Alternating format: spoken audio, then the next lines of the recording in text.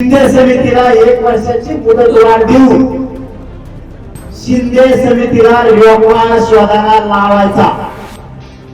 शिंदे समितीला नुसतं फिरून देऊन चालणार नाही आणि सेपरेट मंत्रालय स्थापन करायचं. का?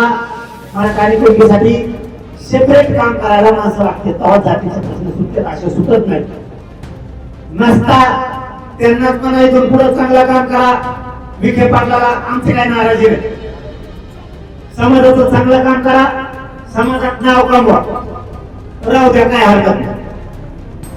आपल्या जेवढ्या मागण्या त्या मागण्याविषयी, कारण हे भयंकर विषय, कारण जूनला आता ऍडमिशन आपल्या पोरांचं वाटलं होता कामा नाही आणि सगळ्यांनी इतकं जोराने कामाला लागायचं, इतकं जोराने कामाला लागायचं. एकही घर बरोबर मी तुम्हाला काढते, कारण आपल्याला ईडब्ल्यूचे प्रश्न मार्गी काढणे आहेत. जे पोराच्या आधी संख्या पदक पडले आपल्या 2014चे 19चे PSI पूर आहेत, त्यांचे विषय मार्गी काढायचे. आपल्याला खूप असतंय. आपल्या हैदराबादचा गॅजेट आहे, सातारा संस्थांचं गॅजेट आहे, केसेस सगळ्या मागे घ्यायचा विषय.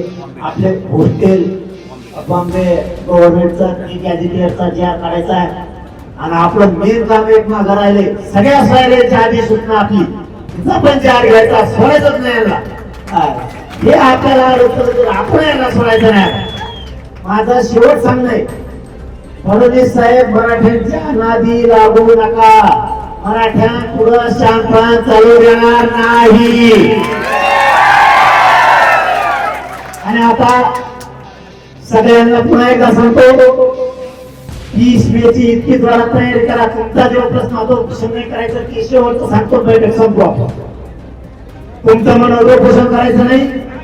तुम्ही अंतरवाले सगळे ताकदीने आले की प्रश्न सुटला. तुम्ही ताकदीने आले की प्रश्न सुटला. उपोषणाशिवाय पर्याय नाही. त्याचं कारण सांगितलं, आंदोलन शांततेत करायचंय म्हणून. तुम्ही फक्त ताकदीने अंतरवालीकडे म्हणाले की उपोषण करायची गरज प्रश्न मार्गी लागला. तुम्ही घरी मराठ्यांच्या सगळे मागणी घेऊ. पुन्हा एकदा सांगतो, नीट ऐका.